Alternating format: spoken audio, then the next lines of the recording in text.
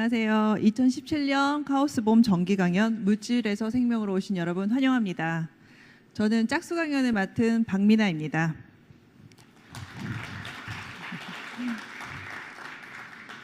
세포막이라는 건 아마 다 아시겠지만 또 알면서도 가만히 생각해 보면 세포막에 대해서 아는 게 상대적으로 굉장히 적은 그런 좀 낯선 주제가 아닌가라는 생각이 듭니다. 그래서 오늘은 이 세포막이라는 주제에 대해서 윤태영 교수님을 모시고 강연 들어보도록 하겠습니다.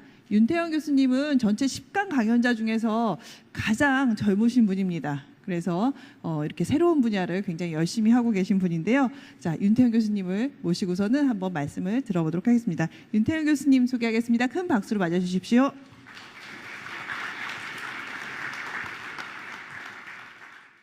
오늘은 세포를 둘러싸고 있는 세포막에 대한 강연입니다. 세포는 세포의 경계가 되는 동시에 또 다른 세포들과 밀접하게 소통할 수 있는 경계와 소통이 동시에 일어나는 곳으로 있어서 오늘은 세포막에 대해서 얘기하려 합니다.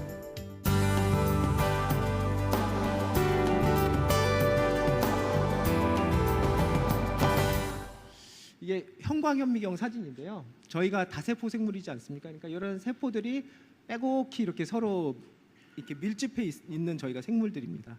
그래서 이 형광현미경 사진 굉장히 잘 찍은 사진인데요. 그 세포막, 오늘의 주제를 이 세포막을 이제 붉은색으로 이렇게 염색을 해놓은 사진입니다.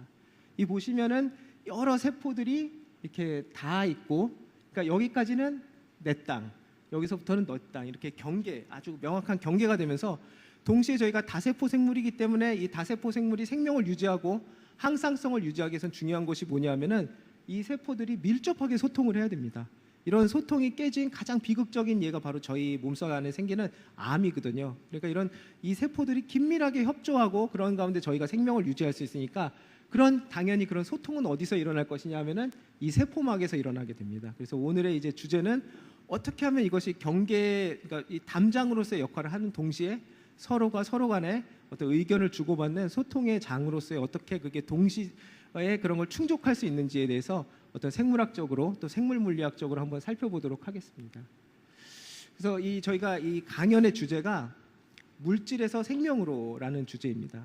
그렇기 때문에 제가 맨 첫 슬라이드로 이제 선택한 것이 과연 그럼 세포막은 어떠한 물질들로, 어떠한 재료들로 이루어져 있나입니다. 이제 이게 그 세포 생물학 그 교과서에서 따온 그림인데요. 이 보시면은 이 지질 분자들이 세포막의 어떤 기본적인 재료인데 여기에 그 지질 분자들, 대표적인 지질 분자들의 어떤 이런 그림을 그려놨습니다. 화학식을 그려놨습니다. 그래서 이 지질 분자의 특징을 한마디로 정의하면은 머리는 물을 좋아하고 꼬리는 물을 싫어한다는 것입니다. 이렇게 저희가 생각을 할 수 있는데요.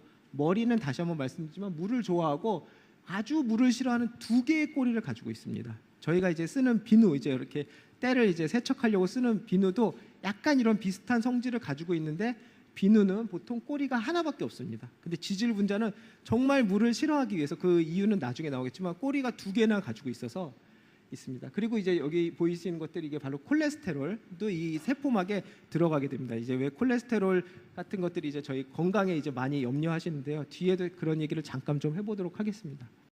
고토와 그랜델이라는 두 과학자분이 세포막은 지질 분자의 이중막으로 되어 있다라는 것을 먼저 이제 제안을 하셨고 그 이후로 이제 사람들이 확인한 결과 진짜로 이런 세포막이 지질 분자의 이중막이라고 되어 있는 것을 알게 됐습니다. 이게 오늘 사실은 가장 중요한 첫 번째 결론인데요. 세포막은 지질 분자의 이중막이고 여기서 잠깐 제가 말씀드릴 것은 이게 왜 이렇게 결과적으로 그러니까 세포라는 어떤 생명체라는 것이 이 지질 분자의 이중막을 자기의 외벽으로 선택을 한 것이거든요. 근데 이제까지 DNA에 대해서도 들어보셨고 생명체가 그러니까 DNA를 자기 어떤 생명체의 정보를 저장하는 매체로 선택한 거 아닙니까? 그 다음에 이제 RNA를 그보다 변화무쌍한 RNA를 전령체로 선택을 했고 오늘도 이제 많이 나오게 단백질을 이제 그거의 실제 생명체의 어떤 여러 가지 기능을 수행하는 기계로 선택을 했는데요. 이 생명체가 자기의 외벽으로는 이 지질 분자의 이중막을 자기 외벽으로 선택한 것입니다. 일단 지질 분자 이중막의 구조에 대해서 조금 더 자세히 말씀드리면은 이 위에도 그렇고 아래도 그렇고 저희 생명체의 대부분은 물로 이루어져 있습니다.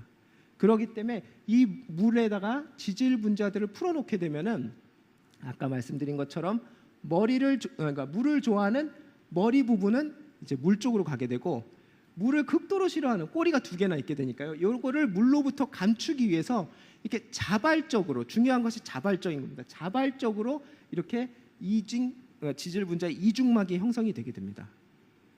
그렇게 되기 때문에 자발적으로 형성됐기 때문에 중요한 2가지 특징이 있는데, 첫 번째가 뭐냐면은 이 세포막은 매우 유연합니다. 왜냐하면은 이거를 그 구조를 유지하고자 하는 힘이 이 꼬리를 물로부터 감추는 힘이거든요. 그러니까 꼬리가 물로부터 감춰져 있는 한 이게 좀 휘어져도 그닥 상관이 없습니다. 그러니까 굉장히 유연해서, 예를 들어서 세포가, 예를 들어서 누가 좀 누른다고 이게 유연하지 못해서 터져버리면은 이제 말짱 그 도루묵 아니겠습니까? 그러니까 굉장히 유연하다는 강점을 갖는 동시에 매우 강인합니다.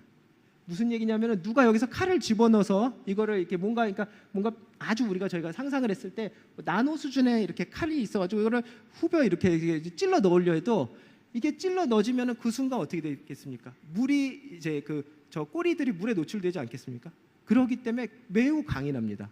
그러니까 이게 독특한 물질이죠. 굉장히 유연한 동시에 절대 찢어지지 않는 강인함을 가지고 있습니다. 그러니까 아주 세포가 이제 현명하게 선택한 거죠. 그래서 얼마만큼 이제 굉장히 유연하기 때문에 아까 보신 적혈구 같은 것들이 굉장히 저희가 모세혈관이라고 하죠. 모세혈관을 지나갈 때 굉장히 막 이렇게 모양이 구겨지더라도 그 모세혈관만 지나고 나면 다시 자기의 모습을 봉헌을 할 수가 있습니다. 뿐만 아니라 이 세포 바깥쪽에 아이온들이 많이 있고, 이렇게 굉장히 작은, 가장 작다고 생각할 수 있는 이제 원자 정도로 되어 있는 아이온도 이 동시에 세포를 투과할 수 없는 강인함을 가지고 있습니다. 그렇기 때문에 유연함과 강인함을 동시에 가진 아주 이상적인 매체다, 이렇게 생각을 할 수가 있습니다. 그리고 또 세포막을 이제 이해할 수 있는 중요한 또 키워드가 하나가 있는데, 제가 여기까지는 말씀드렸지 않습니까? 자발적으로 형성된, 근데 중요한 게 2차원 유체라는 사실입니다. 이게 어떤 의미냐면은, 거듭 말씀드리지만 이 세포막은 왜 유지되고 있냐면은 요 2개의 꼬리를 물로부터 감추기 위해서거든요. 그렇기 때문에 그렇기 때문에 유연하다고 말씀드렸는데, 또 하나 놀라운 특성이 있는 게 뭐냐면은, 만일 저희가 상상을 해서 여기에 있는 지질 분자 하나만 저희가 시간에 대해서 추적하고 있다고 생각을 해보면은 어떻게 하고 있냐면은, 이 자리에 가만히 있는 것이 아니라 계속적으로 옆에 지질 분자들과 위치를 바꾸면서 지속적으로 이동을 하고 있습니다. 저희 굉장히 놀라운 특성인데요. 그렇기 때문에 제가 평면에 갇혀 있기 때문에 2차원이란 말을 썼고, 지질 분자들이 이렇게 고체처럼 자기 자신에만 이렇게 딱 한정돼서 거기서 그냥 좀 떨리고 마는 것이 아니라 계속 옆에 있는 지질 분자들과 위치를 바꾸면서 위치를 바꾸고 있게 됩니다. 그렇기 때문에 사실은 이 특성이 굉장히 중요한 특성이 되는 것을 뒤에서 보실 수가 있을 것입니다. 그래서 이런 유체가 왜 중요한지에 대해서 먼저 저희 세포막 건강과 세포막과 저희 건강에 대해서 잠깐 보도록 하겠습니다. 그래서 많이 이제 텔레비전도 보시고 이러시면은 이 말씀을 좀 들어보셨을 텐데요. 포화지방산, 불포화지방산이라고 그래서 저희가 이제 당연히 알고 있는 게, 어떤 지방산을 저희가 많이 먹어야지 좀 건강에 좋다고 알고 계십니까? 이거 불포화지방산을 먹어야지만이 건강에 좋다고 하는데, 그 이유에 대해서 정말 잠깐 저희가 아까 2차원 유체 그것과 관련해서 좀 설명을 드리겠습니다. 그래서 저희가 이제 포화지방산만 먹게 되면은 고든 꼬리밖에 없거든요. 그래서 저거를 지방을 먹은 걸 가지고 저희 세포에서 이제 꼬리를 지질 분자에 붙여가지고 세포막을 만들게 되는데, 재료가 포화지방산 저희가 섭취한 것밖에 없게 되면은 이렇게 그냥 빳빳한 성냥개비 같은 꼬리를 이제 붙여가지고 지질 분자를 많이 만들게 됩니다. 그러면은 안타깝게도 저희의 세포막이 이렇게 유연하지 못하고 그냥 퍼석퍼석하게 돼가지고 이제 자꾸 저런 것들이 되게 되면은 혈관도 터지게 되고, 그런 이제 아주 그런 어떤 건강적으로 굉장히 위험한 순간이 오게 됩니다. 반면 이렇게 불포화지방산을 먹게 되면은 여러 가지 꼬리들이 이렇게 휘어져 있는 꼬리들이 많이 들어야 돼서 정렬이 안 되기 때문에 아까 말씀드린 것처럼 2차 유체, 마치 이렇게 그 안에서 지질 분자들이 계속 모양 위치를 바꾸게 되는 그런 게 되게 됩니다. 그래서 기름 이게 정확하지는 않지만 어떤 기름이 좋냐고 생각하시면 되냐면요, 상온에서 굳지 않는 기름이 좋은 것입니다. 그렇기 때문에, 왜냐하면 이런 예를 들어서 올리브유 같은 것들은 이게 꺾여져 있기 때문에 이게 정렬이 안 되니까 상온에서 녹지를 않고 이미 녹아서 정렬이 안 돼 있고 액체 상태로 존재하는 거거든요. 반대로 저희 이렇게 뭐 소기름 같은 거는 벌써 조금만 굽고 나면은 바로 굳지 않습니까?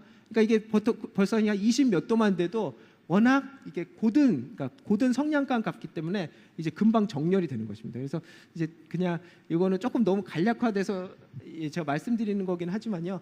하여간 이런 것들을 저희가 섭취하게 돼서 지질 분자를 만들게 되는데 이렇게 휜 지질 분자, 그러니까 이렇게 불포화가 많이 되어 있는 그런 그 지방산을 섭취하시는 게 이런 지질 분자를 저희 몸속에서 만들게 되고 그런 것들이 서로 이렇게 부대껴가면서 정렬이 되지 않고 굉장히 유연하면서도 그 유연한 세포막을 만들게 된다 할 수 있겠습니다.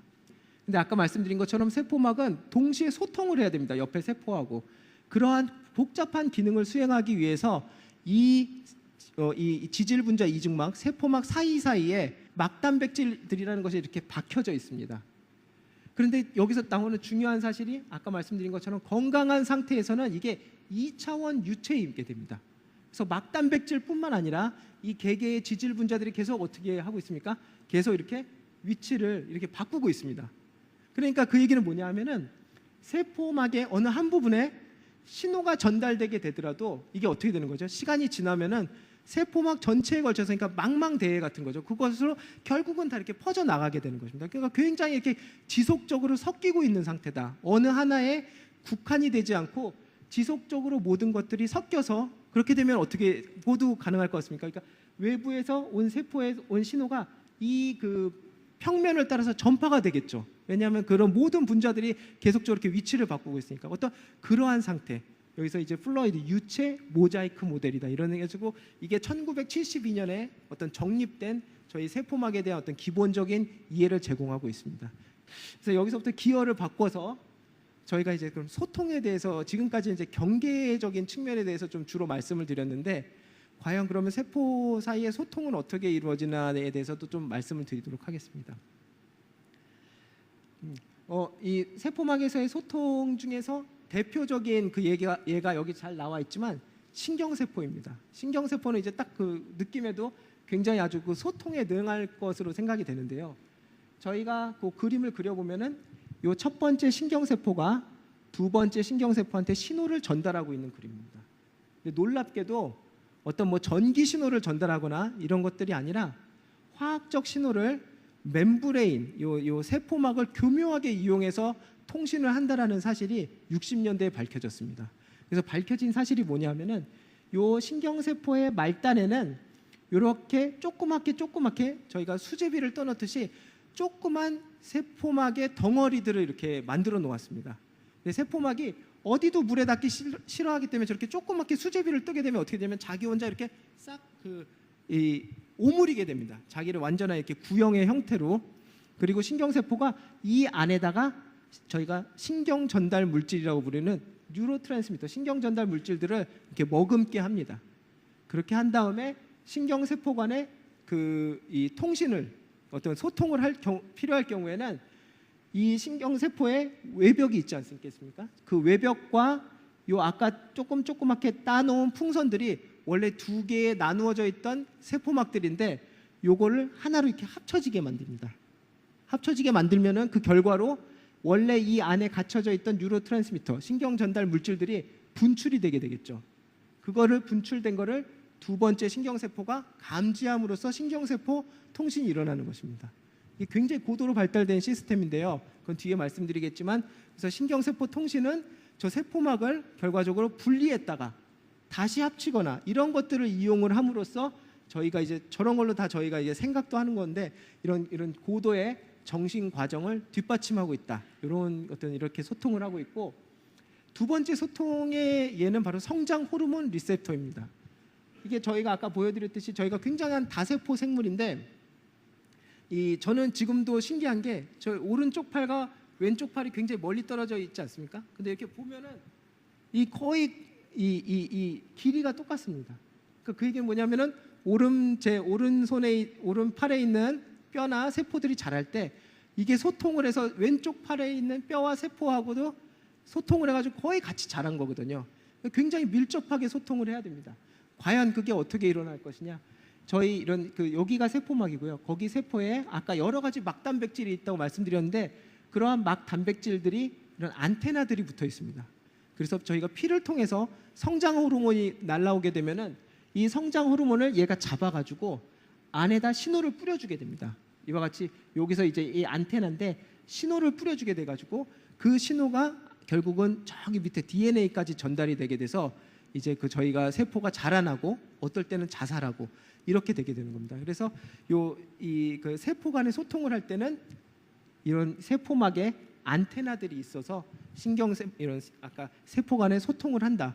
이런 어떤 것들이 이제 예로 보여드리면서 그러면 여기서 이제 가능한 한 질문은 뭐냐면은 요 막단백질이라는 건 도대체 무엇이기에 이렇게 복잡한 기능? 그러니까 이렇게 보면 상대적으로 세포막은 이제까지 본 저희 이중 지질막은 이제 상대적으로 좀 수동적인 울타리 역할을 하게 되는데 이 소통에 있어서는 요 막단백질들이 주역이라는 것을 좀 알게 됩니다. 그래서 이 막단백질들은 어떻게 해서 그런 기능을 수행할 수 있게 됐는지에 대해서 좀 알아보도록 하겠습니다. 그래서 아까 말씀드린 것처럼 이게 아까 싱거 니콜슨 교수님의 플로이드 모자이크 모델인데 이런 막단백질들이 있어서 굉장히 복잡한 기능을 수행을 하게 됩니다. 근데 요거를 이제 굉장히 이거 모식도로 그려진 거고요. 조금 더 자세하게 저희가 현미경을 들여다보게 되면은 지질의 이중막, 지질 분자의 이중막이 있고 그 안에 이렇게 막단백질들이 박혀 있는 것을 보실 수 있게 됩니다. 그래서 굉장히 복잡한 구조이죠. 그래서 요 막 안에서는 이렇게 코일로 되어 있고 이 코일과 코일 사이는 이제 저희가 링커라고 불리는 이런 부분들로 연결되어 있는 단백질들이 많이 있습니다. 굉장히 복잡한 단백질입니다. 그래서 여기서 중요한 사실이 요 막의 두께가 제가 아까 말씀을 못 드렸는데 5나노미터에 불과합니다. 5나노미터. 저희가 마이크로미터가 100만 분의 1 미터거든요. 1나노미터는 거기서 1000분의 1이 더 작은 것입니다. 그러니까 5나노미터는 굉장히 이 그 얇은 두께인데 아까 말씀드린 것처럼 여기는 물과 닿아 있는 친수성 부분, 여기는 물을 싫어하는 소수성 부분, 다시 친수성 부분이 나오게 됩니다. 그러니까 이게 놀라운 거죠. 5나노미터는 엄청나게 얇은 두께 안에 친수성과 소수성, 굉장히 다른 또 다시 친수성, 화학적인 성질들이 복잡하게 분포되어 있는 것입니다. 근데 막단백질들은 여기서 보시면은 파란색과 하얀색으로 표시된 게 이제 그런 소수성, 물을 싫어하는 쪽이고 아미노산 중에서 녹색으로 보이는 것들이 상대적으로 물을 좋아하는 부분입니다. 이 보시면 막단백질들의 공통적인 특징이 뭐냐면은 요 멤브레인에 걸쳐 있는 부분에는 물을 싫어하는 부분으로 이렇게 되어 있고 여기 아까 지질 분자처럼 물을 위에 그 멤브레인에 셀 멤브레인의 세포막의 위와 아래에는 물을 좋아하는 부분으로 되어 있습니다. 그래서 이게 보통 단백질과 달리 굉장히 이 5나노미터란 작은 거리 안에 물을 좋아하는 부분과 물을 싫어하는 부분을 교묘하게 배치해 가지고 저러한 구조를 만들게 되는 것입니다. 그럼 여기서 이제 이 막단백질이 어떻게 만들어지는지에 대해서 좀 저희가 살펴보도록 하겠는데요. 여기서 중요한 사실이 있습니다. 그 얘기는 뭐냐면은 지금까지는 저희가 초점을 맞춘 거는 세포와 세포, 요 세포의 경계에 세포막이 있다 이런 사실만 저희가 했는데 고도로 발달된 저희 같은 사람 같은 진핵 세포들은 외벽뿐만 아니라 그 안에 자기의 여러 가지 이런 소기관들을 구획을 해놨습니다. 그리고 이런 소기관들도 전부 아까 보신 지질 분자들의 이중막으로 이렇게 구획을 해놨습니다. 이제 그 자세한 것은 다르지만요. 이렇게 구획을 해놓게 됐습니다. 그리고 이 막단백질은 어디서 형성되냐면은 요게 그 DNA가 들어있는 핵이고 요 바로 옆에 이제 ER이라는 엔도플라스믹 레티큘럼이라는 파트가 있는데 저기서 단백질이 형성이 되게 됩니다. 그래서 여기 이게 주름져 있지 않습니까? 요거를 이제 전자현미경으로 보시게 되면 이렇게 주름들이 있게 되고 거기에 보시면 막 점점점점점점점이 있는데 프로테인, 단백질을 만드는 공장인 리보솜입니다. 리보솜들이 있어서 지금 저희가 이제 알고자 하는 거는 아까 그 복잡한 막단백질들이 어떻게 형성되냐는 건데 이 리보솜으로부터 아미노산들이 쭉 연결된 폴리펩타이드가 이게 쭉 나오게 됩니다. 그래서 영화를 저희가 하나 좀 이게 복잡하기 때문에 그냥 하나 보시면은 직관적으로 이해가 되실 것 같습니다. 그래서 이 리보솜으로부터 이렇게 이 아미노산의 체인이 지금 나오고 있는 그림인데 이와 같이 붉은색하고 주황색으로 된 부분이 아까 말씀드린 것처럼 물을 싫어하는 부분입니다. 그래서 나오다가 주황색 이렇게 붉은색 주황색으로 된 부분이 만나게 되면은 요 파란색으로 된 저게 마치 그 이걸 조절하는 단백질 같은 건데요. 여기를 열어주게 되면서 그래서 이게 나오다가 그리고 여기 소수성이네. 그럼 날 옆에 이제 열게 되면서 이 세포막으로 이렇게 들어가게 되는 것입니다. 그 다음에 또 주황색 만나면 또 들어가고 이런 것이 반복되면서 아까 보시면 리본이 하나가 아니라 여러 개가 이렇게 되어 있지 않습니까? 이런 것을 통해서 굉장히 저런 복잡한 막단백질을 만들 수 있게 됐다. 이렇게 설명드리겠습니다. 그럼 반문을 할 수가 있는 게 막단백질을 그냥 여기서 만들어 가지고 여기 또 배달해야 되고 왜 배달해야 되고 왜 이렇게 고생스럽게 세포가 발전하면서 구획화된 구조를 갖게 되었을까라는 질문이 떠오릅니다. 그러니까 무슨 얘기냐면은 세포막 한번 해가지고 그냥 크게 성벽을 둘러치면 되지 왜 하필이면 이렇게 안에다 조그만 동네 하나 만들고 또 거기다 구획해놓고 저쪽 동네 만들고 왜 구획해놓고 왜 구획을 해서 이렇게 고생해서 여기로 배달하고 저기로 배달하나 이러한 질문이 가능하실 걸로 생각이 됩니다. 그래서 그 질문의 답은 사실은 실제 원핵세포라고 저희가 부르는 조금 더 먼저 출현한 세포들은 실제로 이렇게 구획이 돼 있지 않습니다. 그냥 외벽 하나만 있고 그 안에 그냥 DNA가 그냥 이렇게 딱 들어가 있는 것처럼 돼 있어가지고 구획이 돼 있지가 않은데 이게 저희처럼 발달한 진핵세포들은 이렇게 딱 구획이 돼 있거든요. 그 이유가 있을 것입니다. 이렇게 복잡하게 만든. 근데 제 생각에는 여러 가지 이거 학설이 있지만 이 제 생각에 큰 이유 중에 하나는 이 세포는 지금 여기 보시면 3마이크로미터의 크기입니다. 근데 저희 진핵세포들은 이게 거의 수십 마이크로미터, 거의 10배 가까이 커졌거든요. 이게 크기가 커졌기 때문입니다. 그래서 여기서 보시는 것처럼 이런 세포막 수송, 멤브레인 트래픽의 결정판이 뭐냐면은 저희 중추신경 세포입니다. 아까 말씀드린 거 이제 요게 똑같이 느껴지시죠? 아까 요것과 여기서는 뭐 그런가 보다 그랬는데 이러한 세포막 수송 시스템을 극도로 발달시킨 것이 신경세포입니다. 여기다가 뉴로트랜스미터를 넣게 되고 우리가 필요할 때 이거를 재빠르게 가져와서 저기 합쳐가지고 둘로 나눠져 있던 걸 합쳐가지고 거기서 신경 전달 물질을 분출함으로써 저희의 복잡한 두뇌 활동을 유지를 하고 있는 것입니다. 그럼 여기서 한 가지 알 수 있는 사실이 뭐냐면은 요 세포막이 나누어졌던 세포막이 하나로 합쳐지는 세포막 융합, 영어로 멤브레인 퓨전이라는 저런 과정이 세포막 수송과 그의 극단적으로 발달한 얘인 신경세포 통신을 마무리하는, 그러니까 택배가 오면 이제 마지막에 그 집에 전달해야 되지 않습니까? 그 집에 전달할 수 있는 굉장히 중요한 과정이라는 것을 알게 됩니다. 근데 이제 오늘 저기 강연을 들으셨으니까 이 멤브레인 퓨전이 그런가 보다라는 프로세스는 아닙니다. 왜냐하면 아까 말씀드린 것처럼 여기 제가 보였는데 요 이제 풍선을 그냥 이렇게 스키매틱이 아니라 분자적으로 보면 이렇게 돼 있지 않겠습니까? 물로부터 이제 물을 좋아하는 머리들이 이렇게 있고 요 안에도 물이 있고요. 이제 굉장히 물을 싫어하는 꼬리 두 개가 저기가 있게 되는데 얘하고 얘를 합치려다 보면은 저 꼬리가 필연적으로 중간에 물에 드러나지 않겠습니까? 그러니까 무슨 얘기냐면 세포막 융합이라는 현상이 굉장히 에너지가 많이 들어가는 현상입니다. 근데 저희 신경세포 안에서는 필요할 때 이 세포막 융합을 1000분의 1초 안에 끝낼 수가 있습니다. 그러니까 놀라운 거죠. 굉장히 에너지가 많이 들어가는 시스템인데 이걸 우리가 원할 때 1000분의 1초 안에 끝낼 수 있다는 건 이게 화학적으로 보면은 어마어마한 시스템이거든요. 그래서 1980년대하고 90년대에 도대체 무슨 단백질이 이런 거를 하나 해가지고 굉장한 많은 사람들이 이제 연구를 했습니다. 그래서 알게 된 것이 스네어, 굉장히 에너지가 많이 필요한데 스네어 단백질이 그 에너지원일 거다라고 이제 사람들이 정설로 믿고 아까 말씀드린 것처럼 2013년에 이걸로 노벨 생리의학상이 나왔습니다. 그래서 어떻게 작동하는지를 좀 간략하게 말씀드리면요, 요 하늘색으로 표시된 이 두 개가 앞으로 합쳐질 이중지질막 세포막입니다. 그 사이에 이 스네어 단백질의 가족에는 항상 저희가 4개의 코일을 생각합니다. 여기서도 보시면은 여기서 코일이 1개가 튀어나와 있고 여기서 코일이 3개가 튀어나와 있지 않습니까? 그래서 1 더하기 3에서 저 코일 4개가 만나게 되면은 새끼줄, 진짜로 새끼줄 꼬이듯이 이렇게 꼬이게 됩니다. 그래서 스네어 결합체라는 것을 형성을 하게 됩니다. 근데 이 스네어 결합체는 저희가 이걸로 실험을 해보면은 매우 단단합니다. 한번 이게 꼬아지면은 잘 풀 수가 없습니다. 그 얘기는 뭐냐면 이게 꼬아질 때 막대한 자유에너지가 발산된다는 걸 의미하는 거거든요. 그래서 이제 사람들이 생각하는 학설이 뭐냐면은 아까 그 보신 풍선이고요.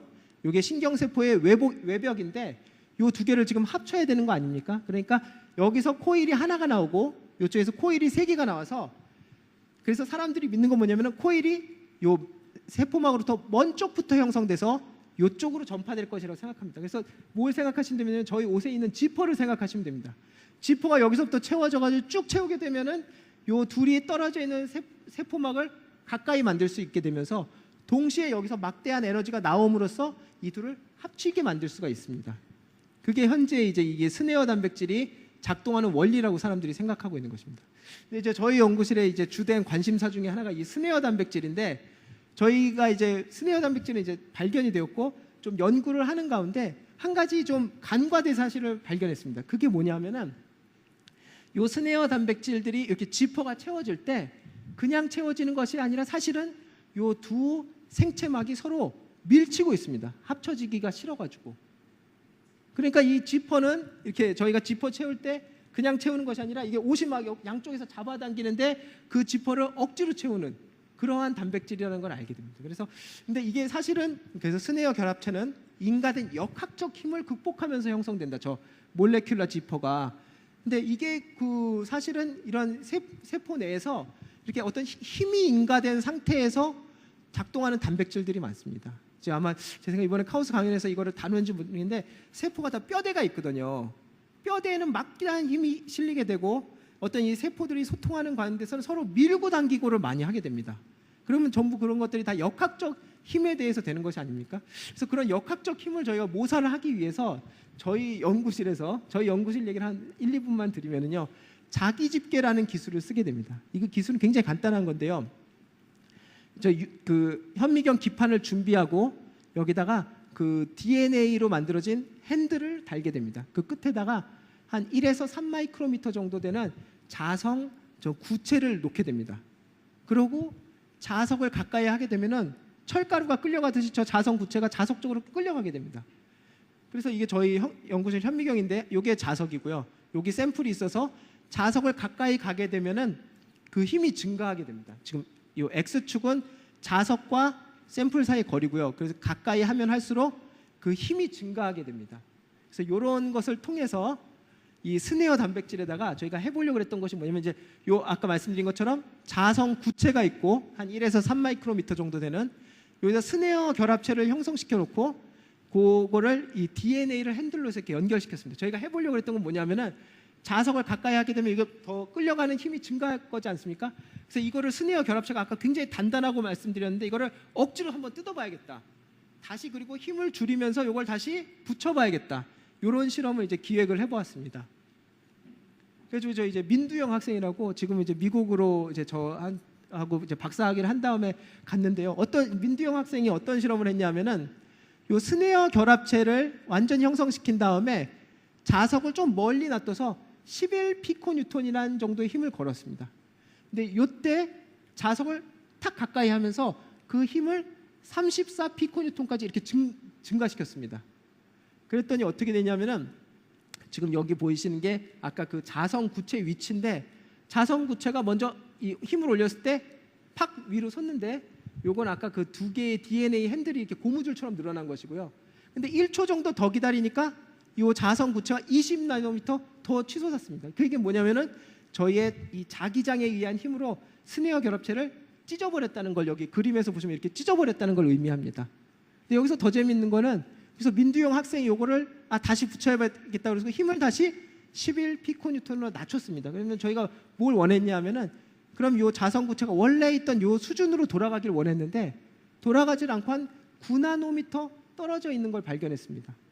그 얘기는 뭐냐 하면은 다시 힘을 낮춰서 접으려고 그랬을 때 완전히 접히지 않고 반만 접혔다 이렇게 되는 것입니다. 그래서 절반만 형성된 스네어 결합체를 관찰을 할 수가 있게 된 것입니다. 저희가 굉장히 흥분을 했는데 왜 흥분했냐면은 고명하신 신경생물학자 분들께서 저렇게 절반만 형성된 스네어 결합체가 있을 것이라고 그 예측을 했습니다. 왜냐하면 아까 말씀드린 것처럼 이게 중추신경계에서는 이 그 전달 물질이 분출이 그 1000분의 1초 안에 이루어져야 됩니다. 근데 스네어 결합체를 처음부터 묶어서 이걸 1000분의 1초 안에 끝내는 게 너무 어려운 일이거든요. 그래서 그 고명하신 분들이 어떻게 생각하셨냐면은 그 실제 신경세포 통신이 필요하기 훨씬 전에 이미 형성이 시작해서 그렇지만 반만 때쯤까지만 형성을 시켜놨을 것이고, 그리고 실제적으로 이제 신경세포 통신이 필요할 때 여기서부터 출발해서 끝낼 것이다 이렇게 생각했습니다. 여기서부터 여기까지는 1000분의 1초 안에 끝낼 수가 있거든요. 근데 이제 저희가 그동안은 근데 이런 걸 관찰을 못했었는데, 아까 말씀드린 것처럼 양쪽에서 잡아당기는 그 환경을 연출해 주니까 실제적으로 저렇게 절반만 형성된 상태에서 스네어 결합체가 유지가 될 수 있다라는 걸 이렇게 관찰을 해가지고 좀 이제 그래서 굉장히 흥분해서 저희 빨리 보고를 하려고 그랬는데, 그 2013년에 노벨 생리의학상 받으신 교수님 중에 로스만 교수님 뒤에 나오시거든요. 그 교수님이 저희보다 3개월 먼저 저걸 보고를 하셨어요. 그래서 좀 아쉬웠습니다. 그래서 근데 저희가 그때 그에 굴하지 않고 이제 연구를 더 했는데, 여기서 여기까지 분출에 관해서 지금 스네어 결합체가 형성되면서 분출에 관해서 주로 연구를 많이 했거든요, 사람들이. 근데 중요한 게 저희가 이 생산할 수 있는 게 이 두뇌에서 어마어마한 양의 스네어 단백질들이 필요합니다. 결합체가 아니라 아직 형성되지 않은 스네어 단백질들이. 왜냐하면 그 매번 신경 전달 물질을 분출하려고 할 때 아직 결합되지 않은 스네어 단백질들이 있어야지 그때 결합체를 만들어서 그걸 에너지원으로 삼아서 할 거 아닙니까? 근데 이걸 한 번 쓰고 버리기에는 너무 아깝죠, 그죠? DNA에서부터 이렇게 왔는데, 그래서 이 신경 그 세포가 개발한 게 어떤 이런 머신들을 개발해가지고 한 번 형성된 스네어 결합체를 다시 다시 이렇게 풀어내는 그런 그 머신들이 있습니다. 상대적으로 여기는 연구가 덜 돼 있었거든요. 근데 이제 저희 연구실이 아까 말씀드렸지만 이제 굴하지 않고 연구를 해가지고 이제 2015년에 이게 어떻게 풀어지는지에 대해서 이게 처음으로 이제 규명하는 데 성공했습니다. 근데 그 얘기를 하려면 너무 복잡해서 저희가 그때 좀 너무 스스로 흥분했기 때문에 이제 홍보 영상을 만든 게 있거든요. 그거에 대해서 잠깐 좀 보여드리도록 하겠습니다. 그래서 저희 두뇌에 이런 신경세포들이 있고,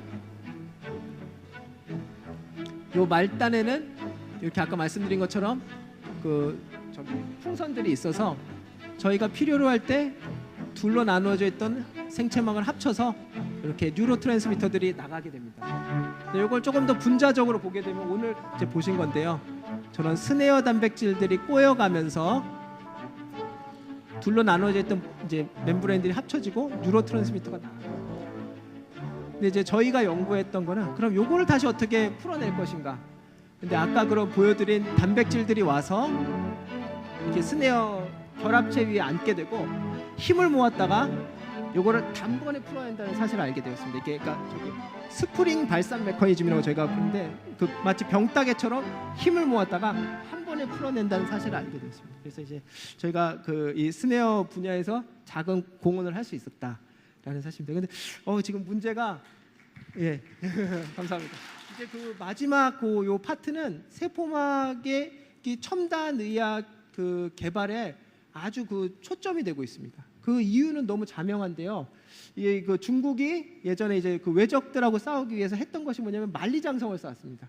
그러니까 만리장성이 그러니까 일종의 세포막을 쌓은 거라고 하는데, 이게 전략적으로 그러니까 어떤 국가 안보의 핵심은 이제 국경을 잘 보더 컨트롤이라고 그러죠, 영어로. 이렇게 그거를 잘 수호해야 되는데, 세포도 마찬가지입니다. 자기 건강을 유지하기 위해서는 이제 외부에서 자꾸 이렇게 침입을 해오는데, 이 세포막을 잘 이렇게 저희가 원하지 않는 거는 잘 차단을 하는 것이 중요합니다. 이렇게 바이러스는 막 초대하지도 않았는데 이렇게 막 그 세포막 융합 방금 보신 걸 시켜가지고 자기 안에 있는 그런 DNA나 혹은 RNA 같은 걸 밀어 넣거든요. 저희 자기가 번식을 하기 위해서.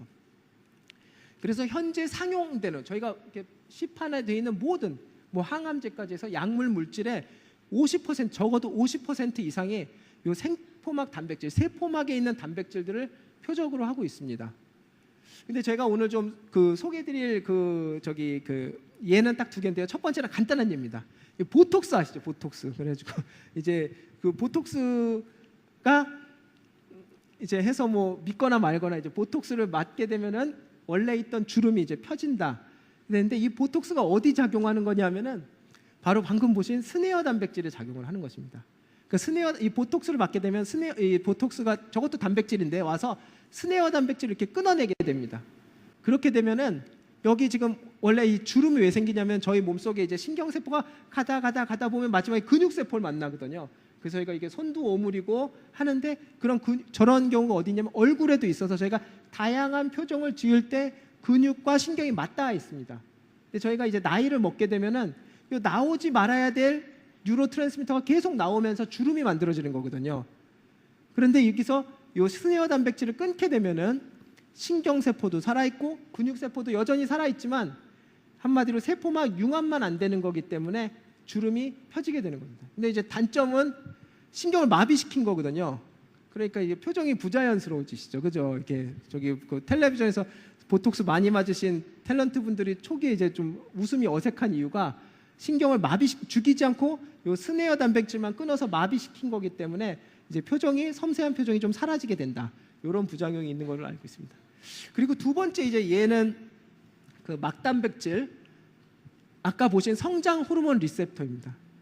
이게 왜 중요하냐면은 아까 말씀드린 것처럼 이렇게 신호를 만들어 가지고 이렇게 뿌리게 되고 그 신호의 최종 종착지는 아까 여기 보시면은 여기가 이제 그 안테나들이 있고요. 여러 다양한 안테나들이 있고 거기서 만들어진 신호가 점점 내려오게 되는데 지금 보시면 거의 몇 개의 화살표를 제외하고는 화살표가 어디서 어디를 가리키고 있습니까? 위에서 아래를 가리키고 있습니다. 근데 아래는 저희 여기 그 다이어그램에서 세포 핵 DNA가 있는 곳까지 이제 전달이 결국은 되게 되면은 그 DNA를 읽는 방법이 달라져서 이 세포가 커지기도 하고 혹은 자살을 하기도 하는 건데 이 암이라는 거는 뭐라고 생각하실 수 있냐면은 요 세포 신호 전달이 고장난 상태라고 생각하시면 됩니다. 그래서 중간에 요런 이제 요거를 이제 키운 여기를 확대를 한 건데요.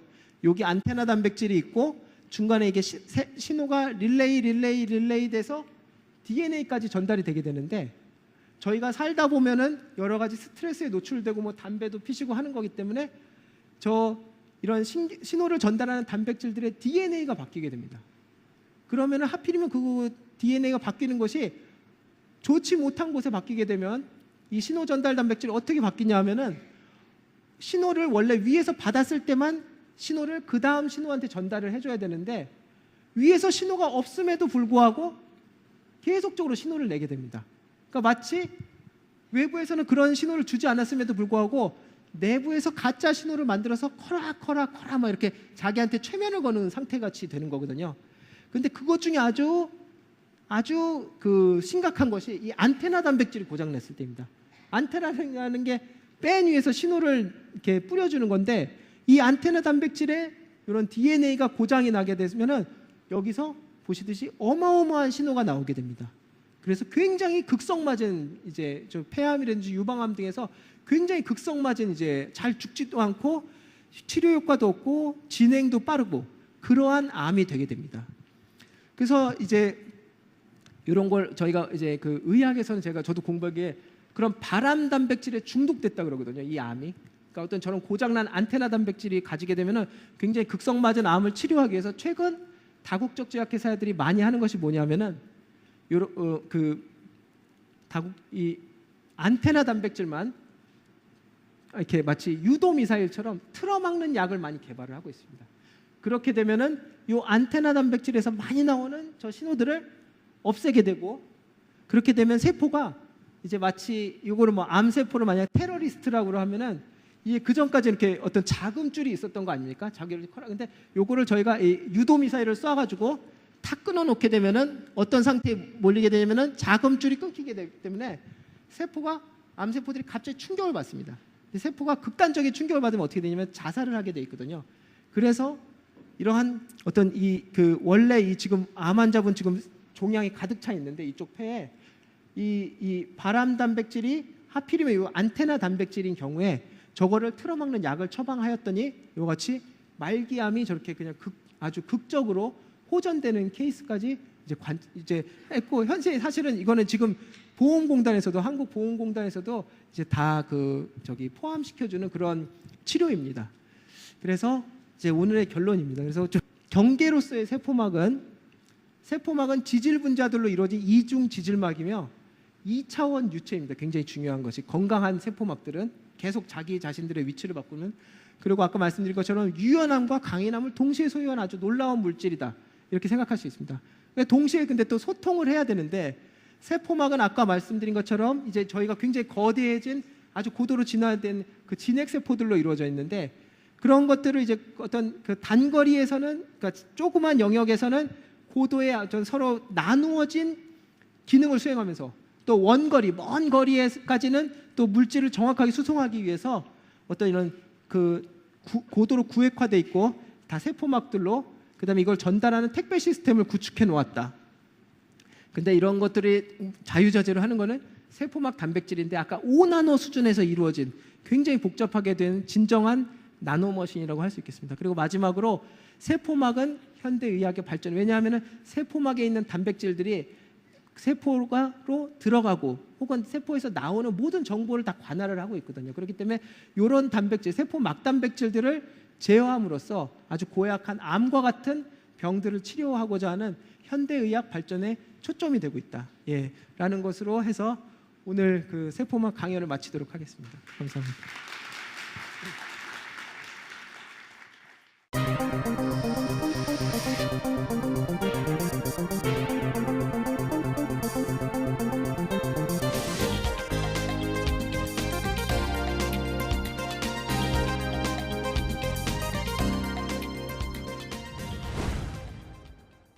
그 생명현상 여러 가지 얘기를 했지만 이제 물질들 가지고 많이 얘기를 하다 보니까 도대체 이 물질들을 작동하게 하는 게 뭔가, 이렇게 빈 게 뭔가 좀 빠진 듯 했는데요. 바로 그게 에너지입니다. 그래서 다음 주는 서울대 생명과학부의 정종경 교수님이 나와서 에너지 관련해서 생명현상들 설명해 주시기로 했고요. 그다음 패널은 고영종, 박중진 교수님이 나와서 같이 해주실 예정입니다. 패널도의 주제도 벌써 정해졌는데요. 미토콘드리아라는 주제와 그리고 노화와 소식의 관계 다룰 예정이라고 합니다. 다음 주에도 많은 관심 부탁드리겠습니다. 감사합니다.